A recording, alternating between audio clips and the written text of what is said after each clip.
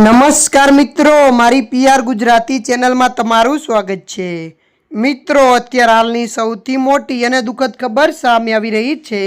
જી હા મિત્રો, આપને જણાવી દઈએ કે મિત્રો આસારામ બાપુને લઈને મોટા દુઃખદ સમાચાર સામે આવી રહ્યા છે। આસારામની હાલત ગંભીર હોવાથી તેમને તાત્કાલિક હોસ્પિટલમાં દાખલ કરવામાં આવે છે। તેઓ અત્યારે ઇન્દોરની હોસ્પિટલમાં આઈસીયુમાં દાખલ છે। તેમની સારવાર કરેલા ડૉક્ટરના મતે આસારામની હાલત ગંભીર છે। આસારામનું ટ્રોપોનિયલ લેવલ ખૂબ જ ઊંચું છે। આ ચિંતાનો વિષય છે। મળતી માહિતી અનુસાર આપણે વધુ જણાવી દઈએ કે રાજસ્થાન હાઈકોર્ટના ન્યાયાધીશ દિનેશ મહેતા અને વિનીત કુમાર માથુરે તેમના સ્વાસ્થ્યની તપાસ કરવા માટે સૂચનાઓ જારી કરી છે। કોર્ટે અમદાવાદની સરકારી હોસ્પિટલમાં ડૉક્ટરોની એક પેનલ બનાવીને કહ્યું તેમાં 2 કાર્ડિયોલોજિસ્ટનો પણ સમાવેશ થશે। ડૉક્ટરની આ ટીમ આસારામના ઉલ્લેખિત રોગોની સંપૂર્ણ તપાસ કરશે। ત્યારે મિત્રો અત્યારની આ દુઃખદ ખબર મળી રહી છે।